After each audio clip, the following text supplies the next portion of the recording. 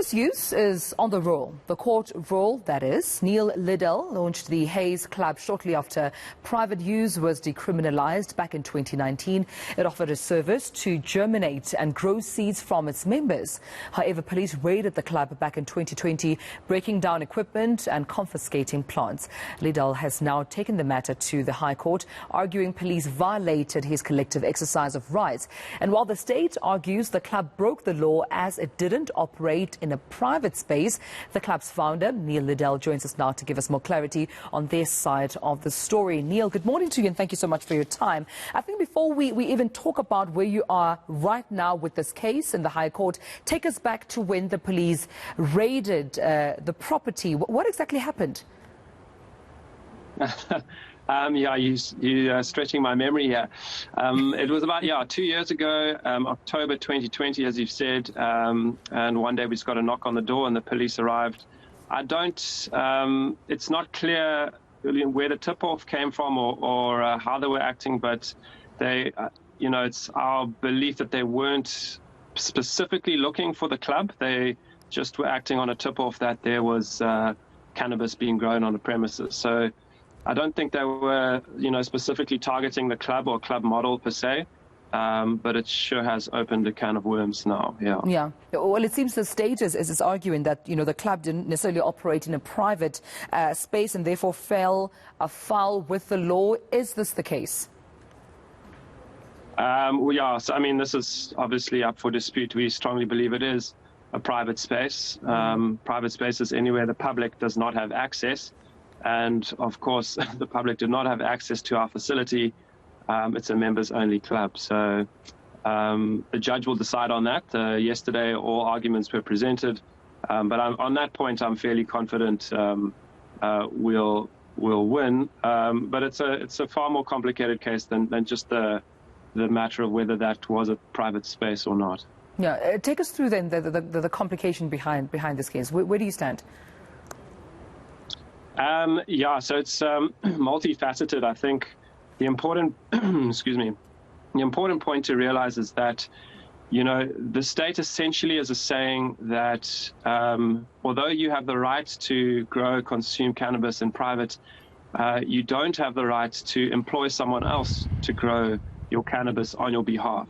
And that essentially is what this whole matter boils down to, is we are arguing that it's unconstitutional to deny the rights of people to employ someone else to grow their cannabis, where the state is arguing the opposite. So that's really where the matter lies. In as far as that is concerned, where would you now gauge the court matter, just in terms of, the journey that lies ahead for you in proving this in court, and obviously the arguments coming from the state? Are you confident this is a given win on your side and your legal team, or do you think there's a journey here to be walked through?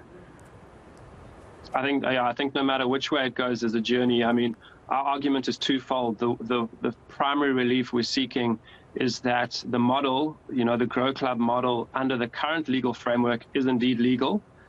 If it's not, then we're seeking secondary alternative relief, which looks at the constitutionality of not allowing it. So we say there's many constitutional rights that will be infringed if this model is not allowed under the current legal framework. So, we're hoping that the primary relief is granted, the declaratory order. If it's not, we are fairly confident that the constitutionality of the issue will see us in the constitutional court. So, there's many ways it could go. Even if we are granted the order, the state can still appeal. So it could go up to the SCA. It could be pushed directly to the constitutional court. So it's going to be a long process still. It is, and I suppose I'm asking this because not only are you as the Haze Club, going through this court matter, but also it's a lesson, right, for the cannabis industry, depending on which side, the judge will actually decide. I just want to quote your legal counsel here, Andrew McPherson, who had, of course, this to say. The court action takes the 2018 judgment and tries to take it a step further. In other words, if I can grow or use cannabis myself, then such a right should be capable of collective exercise. That's this wording, collective exercise, being brought up over and over again. I suppose it will almost be a lesson for cannabis, traders and users in South Africa to see actually how the court decides on this matter. Yeah, sure. I mean, I think the general sentiment, even within government, various departments, it's, we're looking towards legalization and commercialization. So the general trend seems to be going that way. So, we'll just have to see where the judge stands on this one. All right, Niel. Well, I appreciate you speaking to us this morning, keeping us up to speed with this case against the Hayes Club versus the state. And, of course, we'll be tracking the story. And thank you so much to Niel Liddell for joining me.